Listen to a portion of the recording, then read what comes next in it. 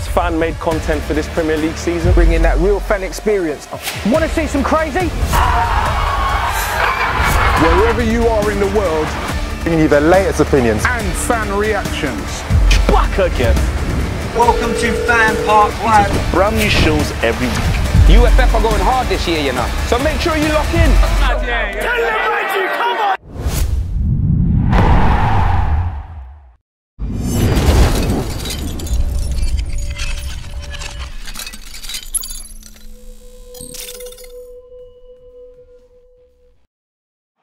Real fan opinions brought to you by Wash and Go. Yo, what's good, people? Long time no see. You're your boy Chris Kane here on FanPark Live. I'm joined with my fellow hosts today. Got HH in the building. I can't lie to you. I don't know whether I'm in the studios right now or whether I'm in tape or Oceanas. This guy's really wearing sunglasses in a. Look, man, you know how I do, man. You know how I do, man. I know how you do. I thought I went out last night. It seems like I'm still in the nightclub, but you know, we here. How you doing? Look, man, living. I'm here just to again bring down some home truths, whether you like it or not. We may disagree on some points, but I'm just here just to force you to come over to my opinion. At least foreplay first, bro. Like, you know what I mean? Like, ease me into No. Like, look, man, no. I've got things to say. I've got things to say. I've got things to say because there's some philosophies that really piss me off from managers and so forth, and I just need to get some stuff off my chest. So we're gonna get into it. Did you have breakfast this morning? No, I didn't actually. No. Have breakfast. It's the most important. Like, I know, it is. But look, like, man. bring the testosterone down. Or something. No. I'll try. Just I only have one meal a day. Black people have hypertension a lot. It runs in our genes. Like, you need to. I'm playing it. So, like, I mean, what were your? Obviously, we're covering the Cardiff City Arsenal game. Cardiff City came into the game without scoring a single goal, I think. Obviously, no points on the board. They're getting relegated. I mean, that's a fact. It's happening. It's happening. I mean, no offense to Cardiff people. I love my Welsh brothers out there, my Welsh brothers and sisters. They're getting relegated. So it's either 18th, 19th, or 20th. Pick one. That's it. So pick your poison. Basically. Yeah. So pick one. I mean, you know, they come into today without, you know, any kind of form. Also came in with it's been a bit of a mixed bag. I think. You know, you start off the game against Man City, 17-18 champions. The 16-17 champions straight after that in Chelsea. You know, as a Chelsea fan, Surrey seems to have gotten them to a decent place so far. Yeah. You know, there's still work to be done, I think. But first two games, Arsenal lose both. But and then people had the audacity to start questioning whether Emery was the right man after those two games. I was like, because I said, no, Arsenal's season under a new manager, after they've not had a new manager for over 20 years, starts against West Ham. Man City, record break, you can't expect them to win. Chelsea, Stamford Bridge, a place where it's tough, you can't expect them to win.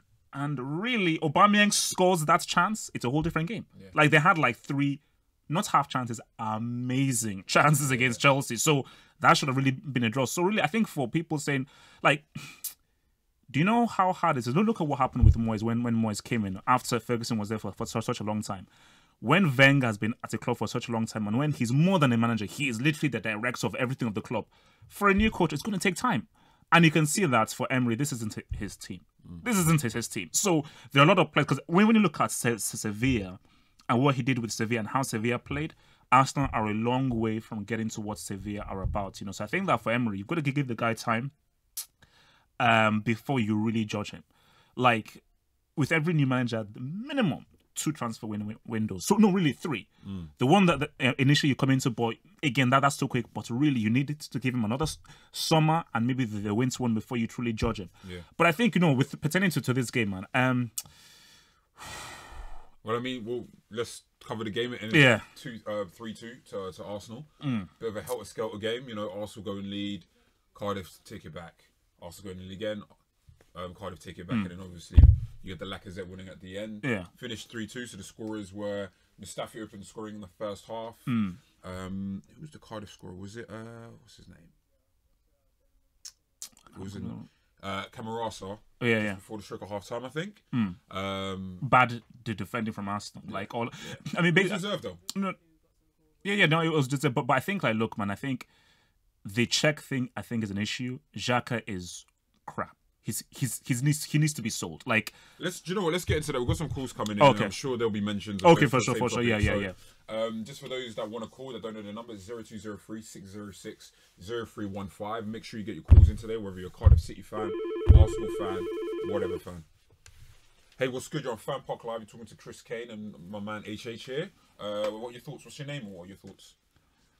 My name is Yash, Arsenal fan. Nice to meet you guys. Nice to meet you too, bro. I thought it was a bit of a mixed game, but what Emery's done tactically since he's come in is impressive. Oh yeah, so be specific. What has been impressive for you? So Emery's preferred style of formation is a 4-3-3, and one of the systems he implements is he allows the wingers to drift in. Yeah. So those players that can suit a centre forward role, they get the chance to have pops of goal, and it allows the fullbacks to bomb up forward, creating a 5-man attack. And he's managed to implement that in the 4-2-3-1 system by having the wide midfielders drift in like Aubameyang did for his goal and have the fullbacks in support. But the one thing I don't like about the system is his use of fullbacks. He's using them as wing backs, and that's leaving two defenders at the back exposed. Xhaka isn't given enough protection, and Guendouzi's still young. He's not learning from Xhaka more than he needs to. So I think a system that would better suit them is a 3-4-3, because having that extra man behind, it helps building from the back. It also allows the fullbacks to bomb up forward whilst having that defensive cover at the same time. I just want to go back on that. So my thing is I understand this whole thing about having both fullbacks up. I think that works in two different scenarios, personally speaking. I think when you're playing a 4-3-3, you assume that you're playing with one holding midfielder with two central midfielders supporting the forwards and the attacking play, right? Theoretically speaking, you should always have a cover of 3 players: your 2 centre backs and your central defensive midfielder. Yeah, your DM. Yeah, your DM, right? So you can afford to have both fullbacks give you width high up the pitch. Alternatively, what you can do is, as you're attacking down one side, you actually ask the fullback on the opposite side to drift in. So then you always have 3-man covering that side, because when a team is in this defensive phase, they're not going to leave more than 2 men up front. So theoretically speaking, by always having 3 players giving you coverage, you should always have a 3v2 overload in defensive transition. So as long as you press well, as long as you force the mistake, so there's not a quality of long pass after the opposition have won the ball back, and then you've got a situation where you've got 2 strikers attacking Mustafi and Socrates all the time. I think you can get away with playing fullbacks aggressively. I think sometimes the idea could be correct. It's all about the execution, and there's a lot of principles and stuff that you shouldn't expect Arsenal to be particularly adept at this stage of the season. Thank you for your call, bro. Thank you for your call. Yeah, Bob. Like the thing with a back three is that you need 3 very strong, intelligent defenders that know what they're doing. I think Socrates is a very solid defender. Mustafi isn't, and I'm not sure whether you can really trust Mustafi in a 3. I think if a 4, when you're a new manager in a new team, that's the safest way to go. And maybe in training, Emery's working with a 3. Because remember with Conte, when they won the league, maybe he was working on a 3 during training and was like, you know what, I'm not going to implement it yet. Okay, let's go 5, 6, 7 games. You know what? This is the best time to implement it. So maybe Emery is slowly walking to it. I don't think a 3's on the horizon, only because I think that we just don't have the personnel for it. If I'm being completely honest. Like Mustafi and people. I just don't think it's likely to see it from him. I don't think it's a formation that we've seen him use. I don't think it makes use of the midfield in the way that I'd imagine him to want to use the midfield, because and then if you're playing 4 across the middle, you know 2 of them are going to be wide players immediately. So that leaves you with 2 central midfielders and then 3 forwards. I think Emery would want to play with more going forward. I think it's just as simple as this. You either get one of the fullbacks to tuck in when you're attacking down one side, or you just ask your holding midfielders just to sit alongside your centre backs. So not even alongside it. It's just a case of if play breaks up in the midfield area or further up the pitch, and then opposition attack quickly. You should have 3 players immediately behind the ball, and you'd hope that as soon as because it's all about transition. As soon as you lose the ball, your team should be pressing, even if they don't regain the ball in that area. Let's say you're shooting on this area, even if you don't get the ball over there, you're forcing a misaccurate pass. But just pressure. By just applying pressure and forcing them down one side. If you get the next call in. What's good? You're on FanPark Live. You were here with Chris Kane and HH. What's your name and what are your thoughts on the game, bro? Right there. I'm Stephen. I support Arsenal, and basically wanted to talk about how good offensively and defensively we really were, to be honest. Defensively? Hey, let him land, bro. This guy didn't have breakfast. Sorry, I'm not saying we were good defensively, so I wanted to comment on that. Oh, okay. So I think the difference in these kind of games going away from home is Lacazette and Aubameyang. I think having those two strikers is making the difference comparatively to last season. Okay. But defensively, we're still shocking. It's something we need to work on. I think Xhaka plays quite pony, to be honest. Agreed. His right foot is basically non-existent.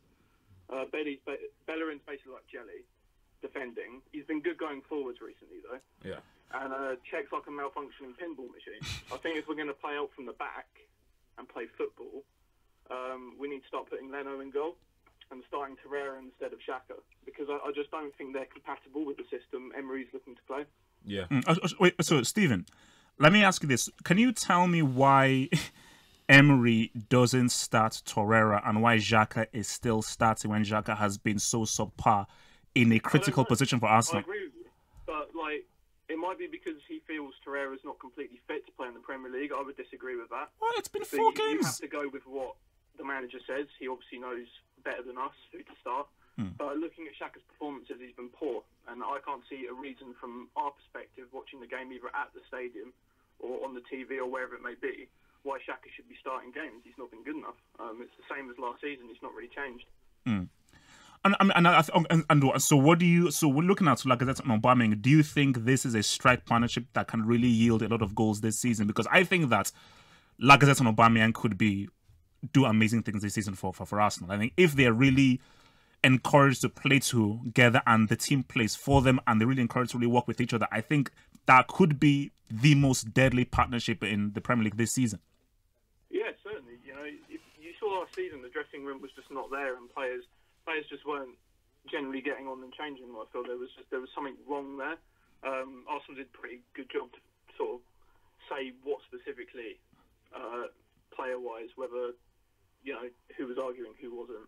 Probably due to Wenger's exit and stuff like that. But I feel their partnership, you saw them in pre-season, how well they're getting on, how they're celebrating goals. There's clearly a sort of like a bromance there. It's making the squad gel together better. It's just defensively, I think it's going to take a lot of time. Emery's going to need 3 transfer windows to sort that out, I think. I just don't think we've got what it takes to finish in the top 4 at this present time. I think Europa League is probably going to be our best way, because looking at it, I think Chelsea look better than I thought they were, if I'm being honest with you. Spurs are obviously still quite good. If we're challenging into that top 4 with the sides that are there, the only side that I don't think are going to make it with us is probably Man United at the moment. That could change because obviously they've got a great squad. But I feel challenging Chelsea for a Champions League place, we're better doing it in a cup competition than something like a league over 38 games at the moment. We've got a lot more to work on than the other 5 sides that we're going to be challenging for those spots. But it's looking promising going forward, especially. It's just defensively, it's looking a bit wobbly at the moment. All right, Stephen, thank you very much for your call, man. Very, very detailed. Appreciate that. Hope you appreciate your week, and you give us a call for the next Arsenal game that we are showing after the international break, I think. Yeah, we'll do. You guys have a great day. No worries, man. Same Cheers, to you, bro. thanks. Yeah, I think you made a lot of good points there. Yeah, I think, to be honest, you see, Bellerin should watch Carvajal. And he's his compare, but Bellerin should literally sit down and just study Carvajal's tape, because Bellerin is good going forward and he brings something going forward. You're a right back. The first port of call for a right back is your defensive duty. People say that, like, this the thing is that sometimes I wonder, like, when fans talk about like this whole, this is your job, I'm like, it is his job. Wait, I think I need to be careful with my wording here because I don't want to sound patronising. But I'm like, do you actually just watch football? Do you play football? And what level do you play? Like, do you play 11-a-side? Do you play 5-a-side? Because people always seem to understand there's this thing of transition. Like, transition is a big thing in football because you're asking football players to go from a mentality of making the pitch as big as possible to making it as small as possible, like that, across 120 yard in length, 70 odd yards in width football pitch. When you're telling your fullbacks we need you to essentially be our wide players when we're in possession. To the moment we lose possession in an area that has nothing to do with you. So it's one thing to press in transition when the ball is 10 meters away from you. It's another thing to do it when it's 40 yards ahead of you, and the pressing over there hasn't been good. So that means that the quality of pass from that centre midfielder over there into the wing that you're supposed to be defending is on point. Then you're asking him to do a job that's very hard. And don't get me wrong, like the best players tend to do the most difficult things. Most effectively, right? But I think you're looking at him and it's just like, sometimes do you account for the tactical misgivings in the team? You know what I'm saying? So you're a FanPark Live. You speak to Chris Kane and Double H. What's your name? Give us your thoughts on the game. Yeah, my name's Tony. I'm an Arsenal fan. Yes, and Tony. basically, I think we all saw today what Lacazette can do. Now, I was saying, I called up last year and I made a very, very clear comment that Wenger was sabotaging Lacazette. He was basically forcing him into a system that didn't really make sense. Now, I think we started the whole, was it 3-5-2-1, right? Yeah. Last year. Mainly 3-4-2-1. Think about it. Yeah. Lacazette had 45 touches of the ball today, which tells you he's a collective player just as much as he's a forward player, right? Yeah. Now, if you take that into consideration, and if you watch him at Lyon, he was a false nine. Everyone knows that. It's not rocket science. Deschamps used him like that for France, right? Wenger played him that formation and made him always run forward instead of allowing him to drop deep and collect the ball. Yeah. Who did he play behind him? Sanchez and Özil. What are they? High touch players. Yeah. He actually destroyed Lacazette last year. And it was only, I think, towards the end of the season, once Sanchez had gone, I think against West Ham, was it West Ham or maybe Burnley, where he scored 2 goals and set up, he scored a goal and set up like Aubameyang. Yeah. And Huddersfield, where his touches started to become higher, and you start to see the impact he's had. He's been totally treated unfairly by Wenger, and also, you know, I felt like Unai has seen what he can do from the beginning of the season in pre-season. He should have been starting. He is the real deal. I feel like you need to. Sorry to cut you, Tony. I feel like we need to be a bit just hesitant in terms of saying like Emery sees the light, and because Lacazette wasn't starting prior to today. But why wasn't he starting though? So, but that's what I'm saying. Like we're saying, like going off what Tony's saying. Yeah. I feel like Emery is prepared to give Lacazette more of a chance than Wenger did last year. I think you're definitely right in that. But I'll be a bit careful about saying, you know what, like now we're about to see this amazing strike partnership between them two. I think today Lacazette definitely gave Emery even more of a reason to start him regularly. 100%. I feel like he was the best player on the pitch alongside Terrell when he came on. I thought Terrell was amazing when he came on. But no, but he has not. I think not. Like it's not even more of a reason. He has to start. Like there is no argument for playing Aubameyang by himself. I don't care what anyone says. For me, everyone likes to say Özil. For me, I don't see. Ozil. He's a great technical player. That's what he's actually saying. He didn't say Özil. Özil is not someone who takes over games. He's not someone who imposes his will on the opposition. And to me, that's what I saw in Lacazette today. Anyway, go on. Sorry. Yeah. Listen, man. Thank you for your call, man. That's great points being made. I mean, let's have a bit of a conversation about Aubameyang and Lacazette, because prior to the show starting, we were talking about you'd like to see teams, generally speaking, start two with strikers, 2 central forwards. And I was making the case that with the changes the game has seen, we're not going to see, or we're not going to see the kind of strike partnerships that we saw back in the day, where it was out and out strikers. I feel like in terms of the tactical adjustments that you have to make, it means that unless you've got forwards that can do a variety of things, which Lacazette can do. Because my point is this: is that you're always going to have a risk. There's a risk. If you're midfield heavy and you play with a lone striker, you may not really have that full attacking thrust, and your central defenders will have an easier time playing with one striker, but you dominate the midfield. You play with 2 strikers, you sacrifice the midfield. Your midfield has to now work even harder. Your striker has to now track back. But tell me, if I'm a central defender and I've got to deal with 2 strikers, that is far more problematic than just 1 striker. You say that, but we know now that there are just as many teams playing with 3 central defenders as there are 2. So many teams now are playing with 5 at the back or 3 at the back, someone in the Premier League. Still. Right? So I'm telling you now, as a centre forward, or as a centre back, it's not so much, I have to deal with 2. It's even that 1 striker, what is he doing? Because it's good to say, okay, 2 strikers, 1 striker, but it's what are those forwards doing? Because whilst I could have my two centre backs, and there's one centre forward, we only have to worry about Aubameyang, right? Because one goes, one covers, right? But what happens if he decides to say, do you know what? I'm gonna go pull you out of shape. So now my centre back is somewhere we're in midfield, and I've got a hole at the back. It all depends on like the context of the game, the context of the quality of the players as well, the tactics of the team. Yeah, are we defending high? Are we defending low? So on and so on. Do we have a defensive midfielder in front of us, or do we not have a defensive midfielder in front of us? I think what we should, instead of focusing on central strikers, it's about how many forwards are we playing. For me, if you're playing with a 4-3-3, but like today, Aubameyang is coming off the left into a central area, that is just as effective as playing two strikers, two centre forwards. Centre forwards. Yeah. People think Firmino is Liverpool's centre forward. No. Oh no. In the sense of the runs that he makes, the position he occupies. Obviously, they don't really have like a classic number 9. They don't have a classic number 9. So it's just like. But I mean, but my thing is that why I think the Aubameyang, like as I think, can work is that it's very interchangeable. Because remember, Aubameyang started as a wide man for Dortmund, and Klopp then molded him into a striker, similar to Emery. Yeah. So I think that Aubameyang is a guy who I can drift out wide, but he'll also come in the middle, and I'm deadly at finishing. He's the best finisher out there. Lacazette is a guy who is far better at ball control and working in tight positions than Aubameyang is. Yeah. So they have things that complement each other. Aubameyang is the better finisher. He's also faster as well, and is much more direct. Lacazette has better ball control, better dribbling, and is better on the ball. So literally, if Emery on the training ground can just say, work and understanding, interprets the position, it's going to be very problematic than saying, Aubameyang, you play by yourself. A midfield that isn't that good. Xhaka is trash. Guendouzi, I still think, is very young. Ozil is overrated. So you have a midfield who are not really working, working on that well. That's all like agenda-driven stuff. Like the Xhaka stuff, you ain't going to hear any kind of argument from me.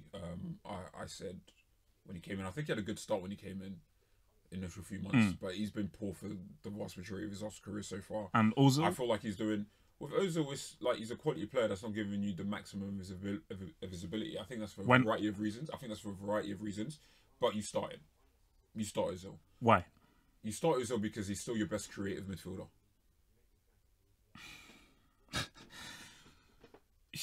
Okay, we'll get back onto that.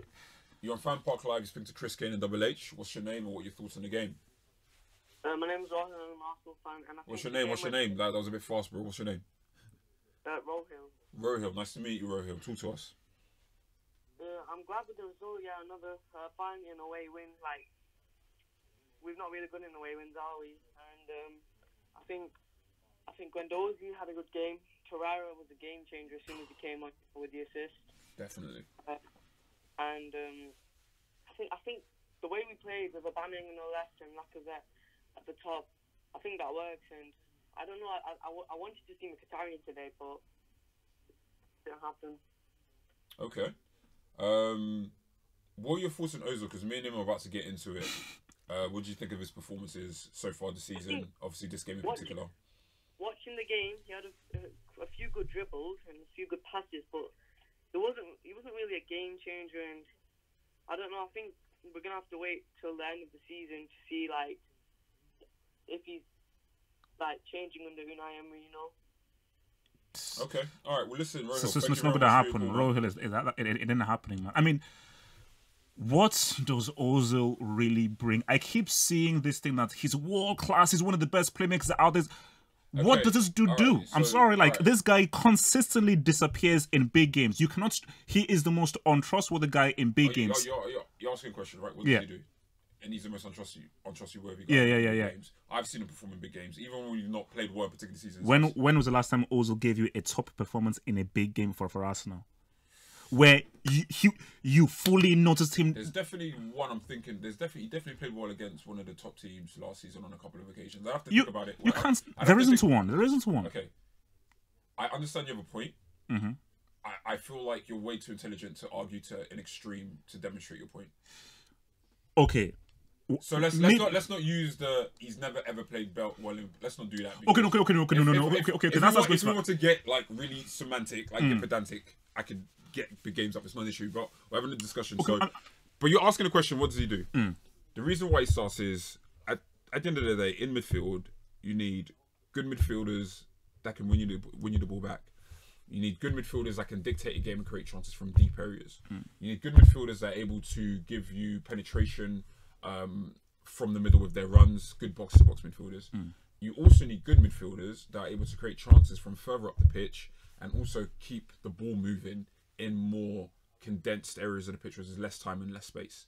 There is no midfielder at Arsenal currently that does that better than Mesut Özil. Whether you believe his overall game is still matching up to the level he's rated at, that's another discussion, and I won't sit here and argue that he plays as well as his reputation demands of him. Like, he hasn't done that in a long time for me.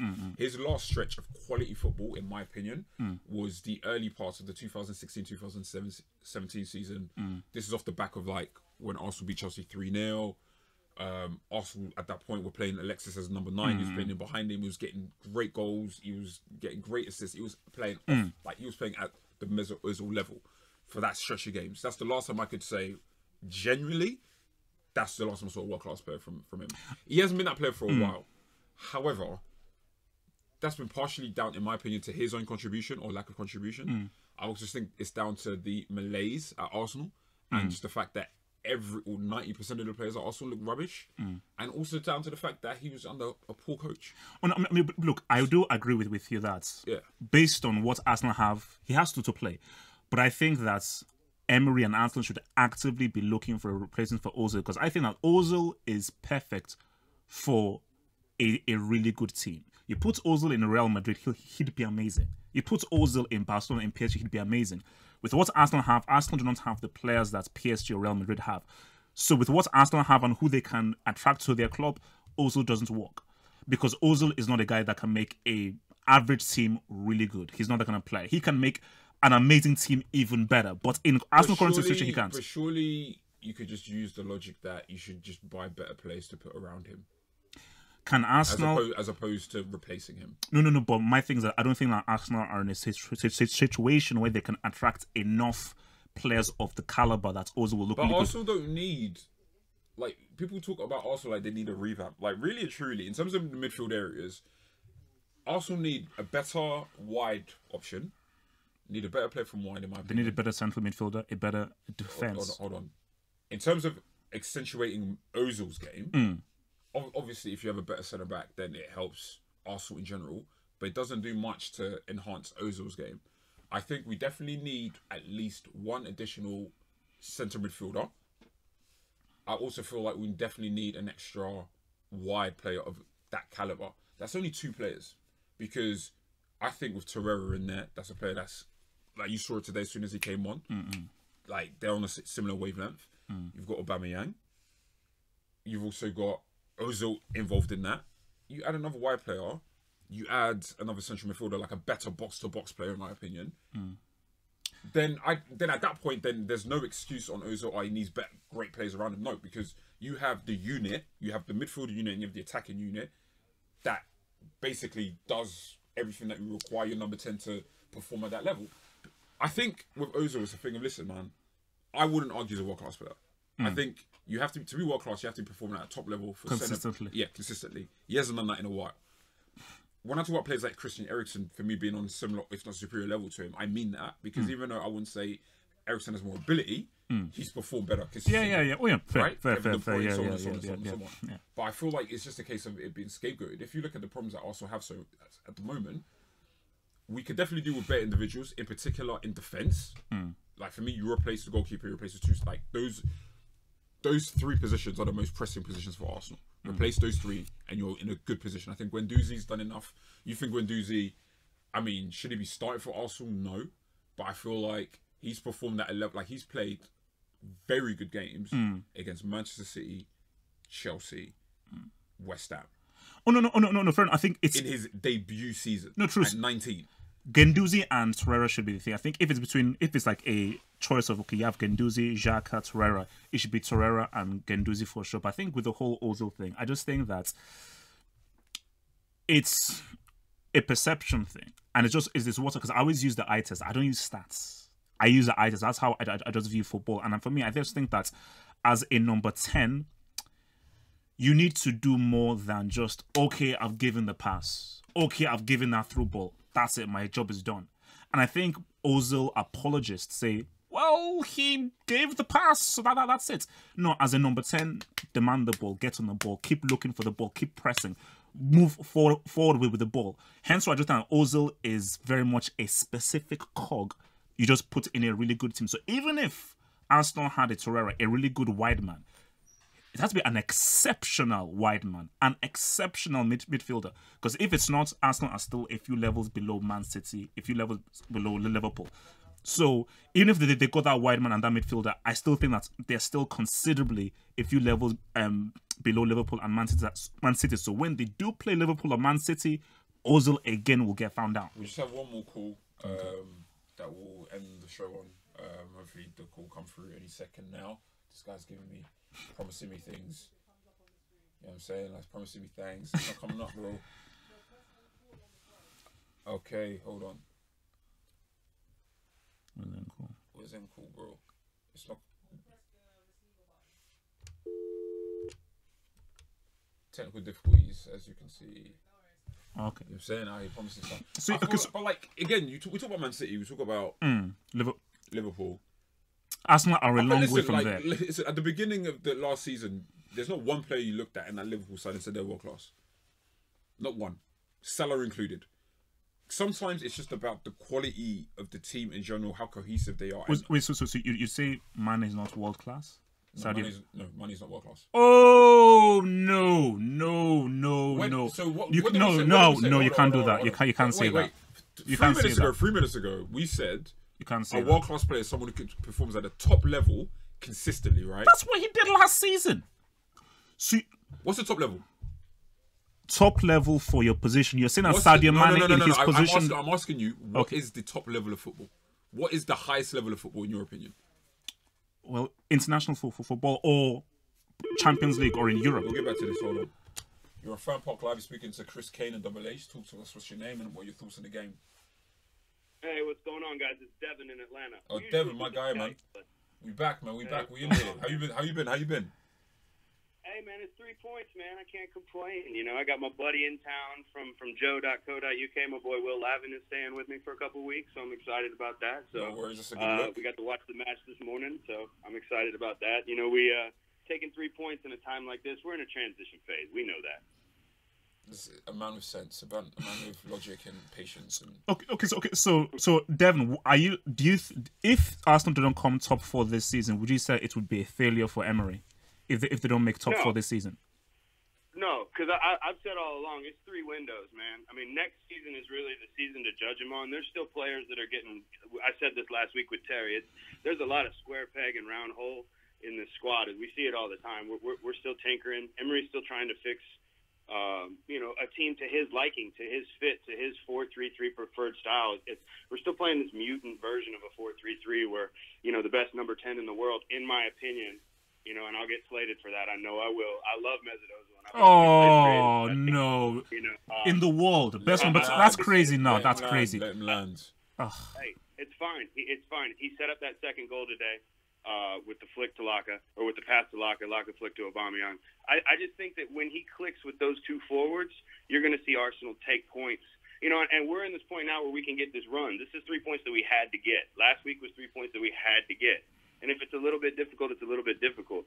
The problem with me is the defense and the goalkeeping. I mean, we've given up 8 goals in 4 matches. That's unacceptable.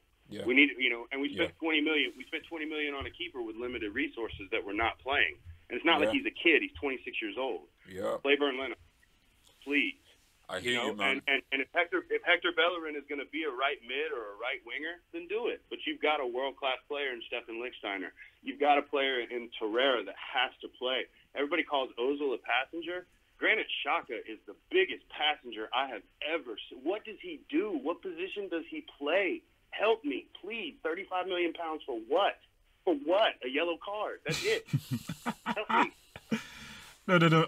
I mean, no. Xhaka is a waste because, that's your main central midfielder, and he literally, basically, you've gone from Vieira, Gilberto Silva to a bona fide brick in Xhaka, because the guy literally. I mean, there were a couple of midfielders in between.